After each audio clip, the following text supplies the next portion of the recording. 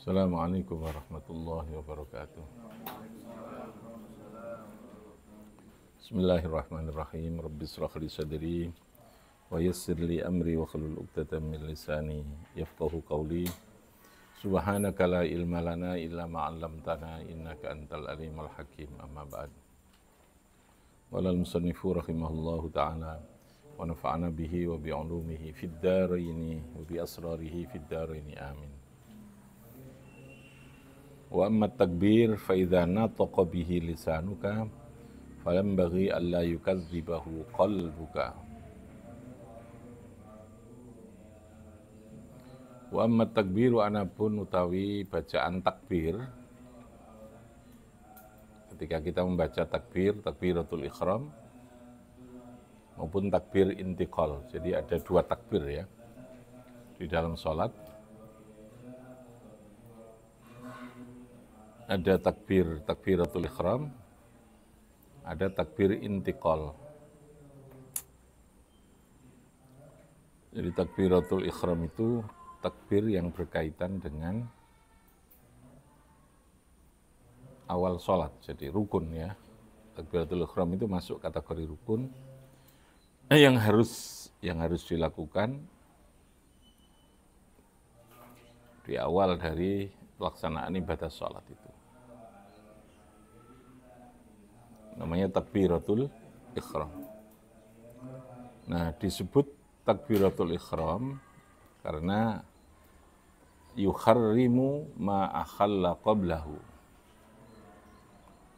Sumiyat takbiratul ihram, ya.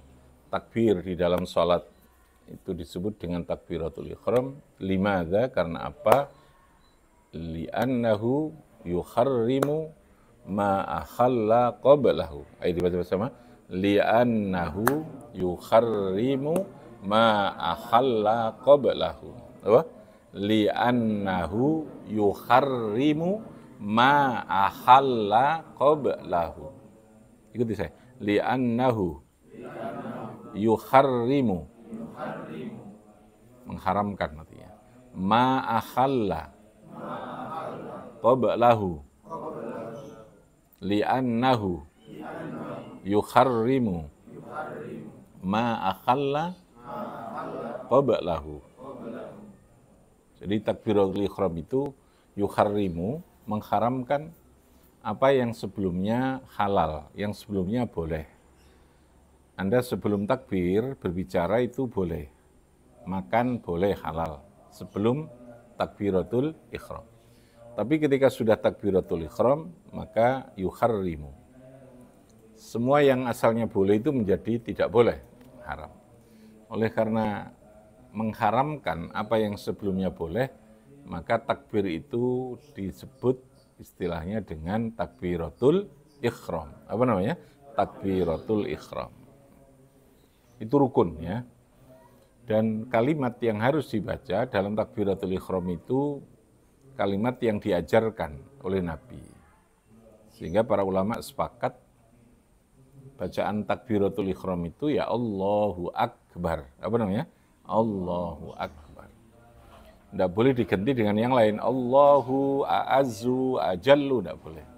Allahu A'zam juga tidak boleh. Ya. Allahu Jalla Jalaluh juga tidak boleh. Meskipun maknanya itu hampir sama gitu ya. Kenapa? Karena bacaan takbiratul ihram itu salah satu bacaan yang bersifat tauqifiyah. Tauqifiyah itu sesuatu yang diajarkan, diulang oleh Kanjeng Nabi langsung untuk Gusti Allah gitu. Jadi pilihan bacaannya apa? Takbiratul ihram harus membaca apa? Allahu Akbar. Apa namanya? Allahu Akbar. Itu sudah itu, ajarannya begitu. Namanya tauqifiyah. Tauqifiyah itu artinya i'lamun minallah, bentuk pengajaran atau pemberitahuan yang langsung Gusti Allah yang mengajarkan itu ya. Faidza natoko nalikane mengucapkan bihi kelawan takbir opo lisanuka lisanmu, kalau lisanmu sudah membaca takbiratul ihram, fayam bagi maka sebaiknya, seharusnya Allah yukadziba yento tidak membohongkan hu ing takbir opo kolbuka hatimu. Jadi jangan hanya lisanmu yang membaca takbir, tapi hatimu takdzib, membohongkan apa yang kamu baca itu. Sehingga fa'in kana, gambarannya, fa'in kana maqalamun ono fi qalbika ing dalem atimu apa syai'un sesuatu, huwa kang utai syai' iku akbaru lebih besar minallahi subhanahu, au kana utawa ono apa hawa nafsumu keinginanmu iku aghlabu luweh mengalahkan, luweh mendominasi alaika ing atase sira min amrillahi saking perkarane Gusti Allah Azza wa Jalla, dari segala hal. Perkara itu artinya dari segala hal yang terkait dengan Allah.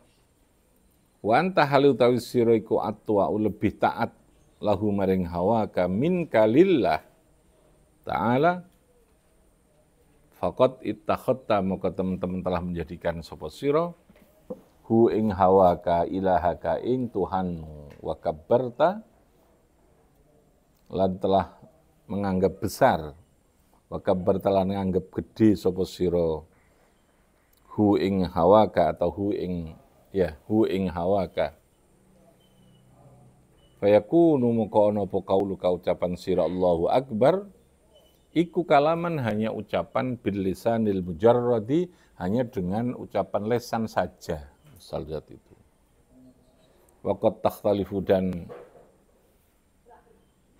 terkadang menjadi berbeda apa alqalbu hati an musa'adatihi saking berusaha dengan kalaman tadi ini. Wa ma a'dhama al-khataru fi dzalik. Apa yang lebih besar kejanggalan, kekhawatiran dari yang tadi itu? Laula at-taubatu wal istighfar wa husnudzan bi karamihi subhanahu wa afwihi. Andai kata kita tidak ada praduga prasangka atau keyakinan bahwa Allah adalah zat yang maha mulia, yang maha mengampuni itu. Oke ya, jadi begini penjelasannya.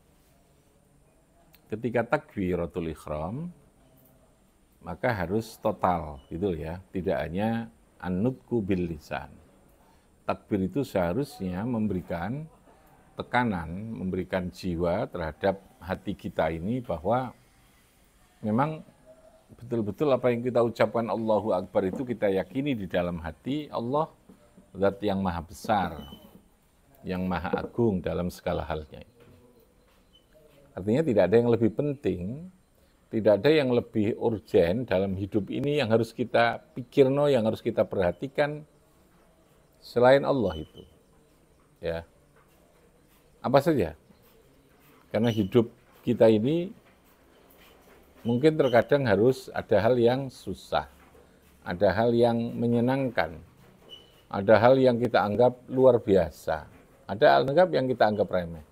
Semua apa yang terjadi, yang kita lihat atau kejadian apapun, atau yang kita miliki, ataupun beban apapun, ketika kita membaca takbiratul ihram, apa tadi bacaannya? Allahu Akbar, maka seharusnya semua tadi itu jangan mengalahkan terhadap substansi kalimat yang kita baca Allahu Akbar. Jangan sampai hati kita ini membohongkan takbir. Lisan kita ngomong Allahu Akbar, tapi kita masih menganggap penting dalam sholat itu persoalan yang terjadi dalam diri kita. Problem, persoalan, atau ada sesuatu yang menyenangkan, atau satu kenikmatan apapun selain Allah. Itu berarti takdzibul qalbi 'alal lisan. Hatinya telah membohongkan terhadap apa yang diucapkan secara lisan itu. Dan Allah itu tahu itu. Sehingga kalau tidak karena Allah itu maha pengampun, maha kasih sayang, maka barangkali kebohongan-kebohongan demi kebohongan. Kita mengucapkan sesuatu lalu kemudian kita bohongkan sendiri, itu merupakan sesuatu yang sangat berisiko, yang sangat berbahaya, yang sangat membangun kemarahan, mestinya begitu, sangat layak Allah itu marah betul gitu, karena lisanmu ngomong ngono, kamu pikiranmu, hatimu ku nondi-nondi gitu. Apa yang lebih penting dari saya? Gitu loh, maksudnya begitu kan. Jadi ya karena Allah Maha tahu dalam apa yang ada dalam hati kita ini. Makanya harus kita yakinkan dalam hati kita ini ketika takbir tidak ada yang lebih penting dalam kehidupan ini kecuali kita harus ingat kepada Allah, apalagi dalam saat sholat itu. Nah, saya katakan sholat itu adalah zikir tertinggi itu ya sholat itu. Kalah, semua zikir itu semuanya kalah. Sehingga ukurannya kalau sholat saja, dalam sholat saja kita tidak mampu ingat kepada Allah, hati kita kosong, tidak ada Tuhan di dalamnya, tidak ada Allah dalam hati kita, Allah kita abaikan, Allah tidak kita reken dalam sholat kita, maka hampir bisa dipastikan di luar sholat kita suruh iling no Gusti Allah itu kecil kemungkinannya. Sholat itu kan waktunya apa? Zikir. Aqimis sholata li dzikri. Apa? Aqimis sholata li dzikri.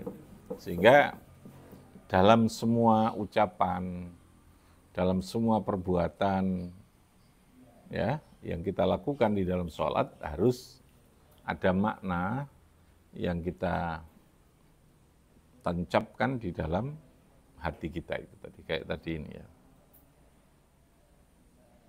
Oke, ini yang dimaksudkan dengan takbir ini. Jadi startnya itu harus baik gitu ya. Kalau di takbir kita tidak menghayati itu, maka kemungkinan untuk bisa khusyuk, bisa zikir setelahnya takbir itu kecil gitu ya.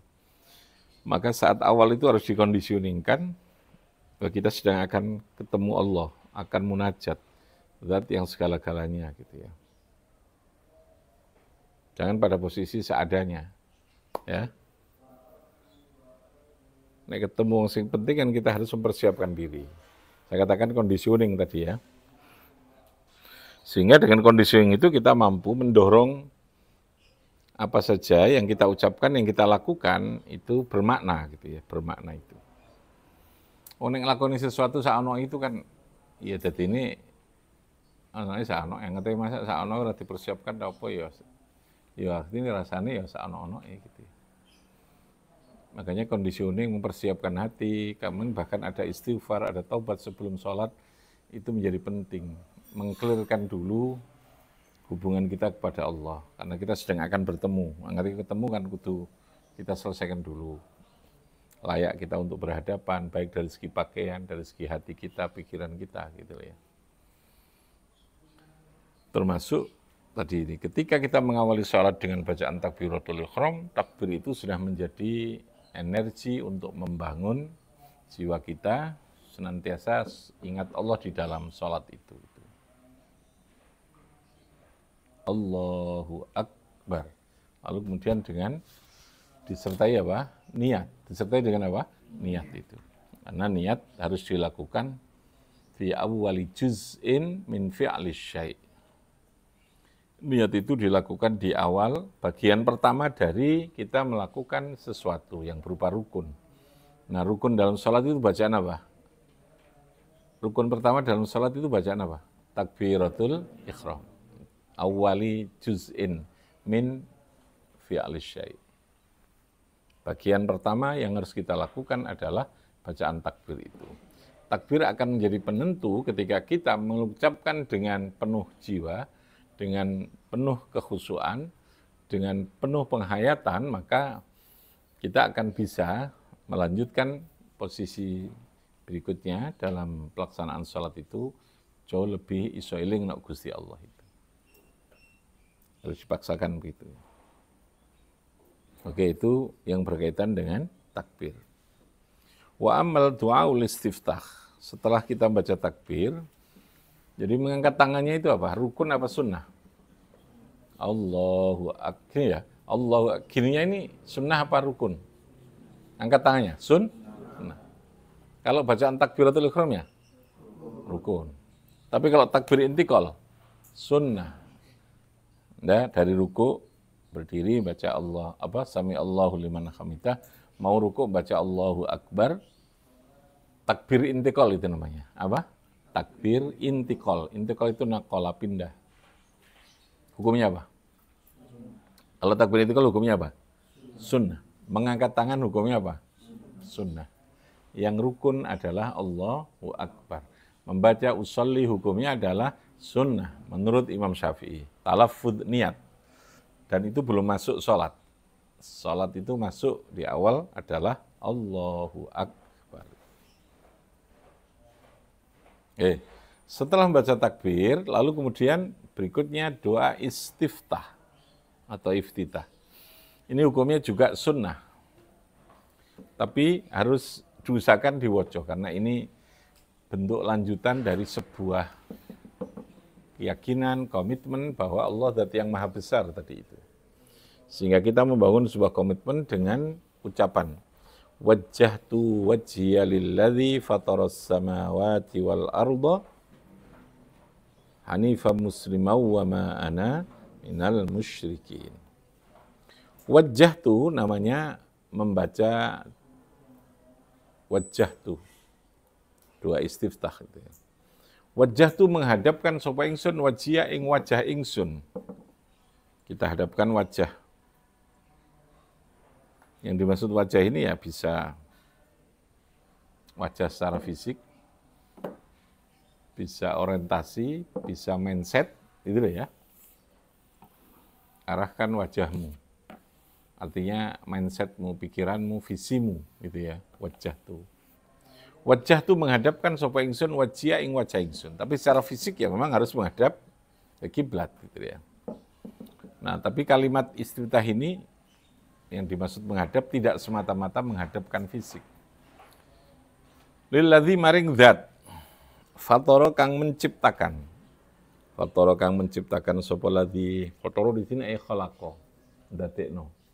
Fatara ay khalaqa yang menciptakan sapa ladzi as-samawati ing pira-pira langit wal arda lan bumi. Walaisalan ora ana apa al-muradu yang dikendaki. Walaisalan ora ana apa al-muradu yang dikendaki bil wajhi iku al-wajhudz dzahir. Nah, ini ya. Fa innaka innama wajjahtahu. Fa innaka sak temeni sira innama wajjahta sak temene menghadapkan sapa sira. Ku ing wajhaka al-kiblata ing kiblat. Jadi kalau Anda menghadapkan wajahmu ke kiblat, jangan kamu punya pikiran Allah ada di kiblat. Itulah ya. Itu karena diperintahkan Allah, bukan karena Allah itu tidak berada di suatu tempat tertentu. Al-kaif sekali lagi dalam keyakinan ahlu sunnah itu tentang Allah, kaifanya itu tidak bisa ada jawaban, tidak boleh dikaifakan. Kaifa, bagaimana Allah? Tidak perlu ada jawaban. Kam juga begitu. Kaif, kam itu berapanya? Makanya al-kaif wal kam, pertanyaan tentang bagaimana dan tentang berapa yang terkait Allah itu tidak boleh. Ya, tidak boleh. Kenapa? Karena Allah tidak memerlukan al-kaif wal kam itu. Artinya Allah itu tidak bisa kita samakan dengan makhluknya. Kalau makhluk itu ada kaifah, bagaimana kamu sekarang sehat? Gimana kerjaanmu? Ya, gimana keluargamu? Gimana mobilmu? Gimana? Macam-macam. Ada kaifah, namanya kaifah. Apa namanya? Kaifah. Kaifah itu artinya apa? Bagaimana? Allah itu dilepaskan atau disucikan dari al-kaifu wal kam. Kam itu berapanya? Berapa kali? Ya, Anda memberi, berapa kali kamu datang, itu kam. Ya. Paham itu? Ya al-kaifu kam itu tidak boleh. Sehingga kalau kita mengatakan wajah tu wajiyah, kita menghadap Allah apakah ada di Ka'bah? Allah itu apakah ada di situ? Wallahu alam, jawabannya begitu. Ada hal yang kita tidak punya wilayah untuk menjawab. Paham ya? Tidak punya wilayah untuk menjawab itu. Yang tahu itu hanya Allah. Kita hanya bisa merasakan bahwa itu ada, bahwa itu maha kuasa, bahwa itu Allah ada di dalam kehidupan kita itu ya. Wajjahtu wajhiya lilladzi fataras samawati wal arda. Ini penegasan dari takbir tadi. Allah subhanahu wa taqaddasu maha suci sapa Allah antakhiddahu. Antakhidda yang membatasi sapa sira ing Allah, antakhidda yang membatasi hu ing Allah apa al jihatu pira-pira arah. Allah maha suci dari pembatasan sebuah arah itu. Tapi kalau makhluk itu punya batas. Anda sedang di mana, menghadap apa itu punya batas. Allah tidak terbatas karena Allah itu mukhalafatun lil hawadis. Paling kita bisa menjelaskan gambaran. Ya, menggambarkan, memberikan logika-logika yang baik kita masuk akal lah, nggak mengejar. Tapi bagi orang yang beriman tanpa logika itu kita sudah yakin gitu. Dan tidak perlu logika itu, sudah yakin. Sebagai orang yang supaya lebih yakin baru kita beri logika. Contoh, kenapa Allah tidak terlihat? Kenapa kita ya tidak kuat kamu melihat? Seperti halnya kamu melihat matahari langsung, maka matamu ketika memandang dalam jarak dekat, karena saking besarnya yang kamu lihat, Anda tidak akan pernah mampu melihat itu.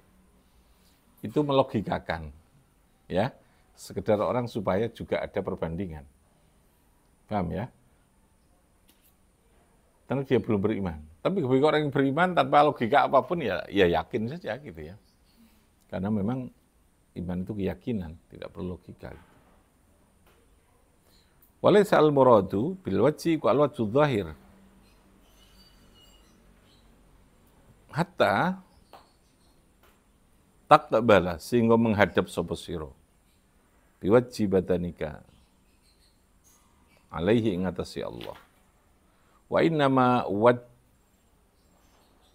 wajhul qalbi iku huwa alladzi tatawajjahu bi ila fatiris sama. Fa inna wajhul qalbi anapun utawi wajahnya hati ya. Hati itu bisa menghadap. Iku huwa alladzi tatawajjahu bihi ila fatiris samawati wal ard. Ya, wajah pandangan hatimu. Kalau pandangan hati itu berarti kan tadi saya katakan visi, orientasi gitu ya. Harus terus dibangun kepada Allah itu. Hati itu punya mata enggak? Orang menyebutnya ada enggak? Mata hatimu gitu ya. Tapi roh kamu, motone hati ini piye? Iso dikai kacamata hati ini. Enggak bisa kan? Itu penggambaran kan? Penggambaran bahwa dengan hati kita itu kita bisa ngerasakan, bisa melihat. Merasakan. Oh, orang ini dalam keadaan susah, orang ini dalam keadaan gelisah, orang ini dalam keadaan senang. Mata hati ya, mata hati. Yang merasakan itu hati. Melihat tidak harus dengan mata kan? Paham ya? Kalau kita diberi mata untuk melihat, itu karena Allah menugaskan saja kepada mata. Tapi apakah ada orang yang punya mata tapi tidak bisa melihat? Ada apa tidak? Wong duwe meripat, tapi orang iso ndelok karo mripati, ya banyak lah. Ya bisa karena buta, tapi secara fisik kan matanya ono podo gitu ya. Ya dah, bisa karena kena penyakit macam-macam lalu tidak bisa melihat. Jadi yang melihat itu ini hanya persoalan pilihan Allah saja. Mungkin enggak manusia melihat dengan tangan? Ayo. Kalau Allah menghendaki mungkin enggak? Jangan bicara logika akal ya, hukum akal ya. Ini hukum Allah. Allah zat yang maha kuasa. Mungkin enggak Allah menjadikan tangan kita bisa melihat? Mungkin. Paham ya? Karena antara mata untuk melihat dengan tangan ini bagi Allah sama saja. Cuman Allah memilih. Memilih itu artinya jaiz. Menunjuk pada mata ditugasi untuk melihat. Paham ya? Tapi apakah harus dengan mata? Ya tidak mesti. Kalau logika akal, ya dengan mata. Tapi bagi Allah tidak harus, karena ini pilihan. Paham ya? Apakah berjalan harus dengan kaki? Tidak kan? Ular itu berjalan dengan kaki enggak? Tidak. Tapi dia berjalan. Tak? Artinya, pilihan bahwa berjalan dengan kaki itu hanya pilihan, jaiz bagi Allah itu. Mata juga begitu. Tidak selamanya mata itu yang kita lihat mata sebagaimana pada umumnya, tapi kita meyakini itu hanya sebuah pilihan. Sehingga ada mata hati. Hati kita juga bisa melihat itu. Maka biasanya orang dengan kekurangan fisik, yang nggak bisa melihat, nggak mendengar, kadang hatinya itu jauh lebih tajam gitu ya. Karena terasah. untuk melihat, mendengar sesuatu melalui mata hati itu ya. Mata hati. Itu yang dimaksud itu.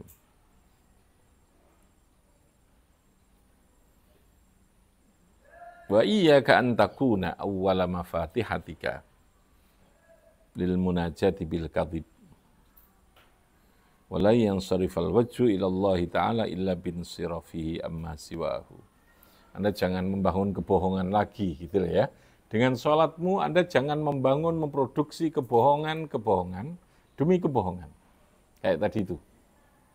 Kamu telah kita mengucapkan Allahu Akbar, tapi hati kita masih menganggap segala hal di luar Allah itu masih begitu penting. Sehingga yang kita ingat dalam sholat itu sesuatu yang selain Allah. Bohong tidak itu? Ayo, bohong tidak? Bohong kan? Di mana kejujuran kita ketika kita ngomong Allahu Akbar? Gusti Allah ngerti no atimu, iling kono. Jadi Gusti Allah, gombal akan ngomong ngono. Kayak amoh pisan gombal amoh. Bohong itu artinya. Ya untungnya Gusti Allah itu maha mengampuni, ya wis lah. Panjang hambaku tidak semuanya bisa. Hambaku itu dhaif, lemah. Ada itu, memaklumi itu. Gitu. Tapi jangan senantiasa dimaklumi lah gitu ya. Jangan dipermaklumi terus gitu ya. Ya kalaupun toh tidak full, ya persentasenya harus lebih banyak lah gitu. Ilingin Gusti Allah dengan sholat itu. Intinya saya katakan, jangan memproduksi kebohongan dalam ibadah sholat kita itu. Sholat kita ini penuh dengan kebohongan. Dari apa yang kita nyatakan, tapi hati kita sama sekali tidak mewujudkan ya. Sama sekali terlepas dari apa yang kita lisankan ini.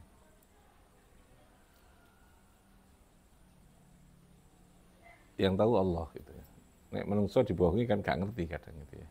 Antara hati dengan lesan sing gak podo itu kan wakeh. Tapi kita ini kan tidak diberi hak untuk tahu itu gitu ya. Kecuali orang-orang tertentu yang mukasyaf. Yang mukasyaf itu yang oleh Allah diberikan mata hati yang begitu bening, bisa tembus itu. Ngerti itu kalau lihat orang gitu itu. Ya. Tapi yang betul-betul ngerti itu biasanya juga tidak mau ngomong karena itu bukan wilayahnya dia gitu loh ya.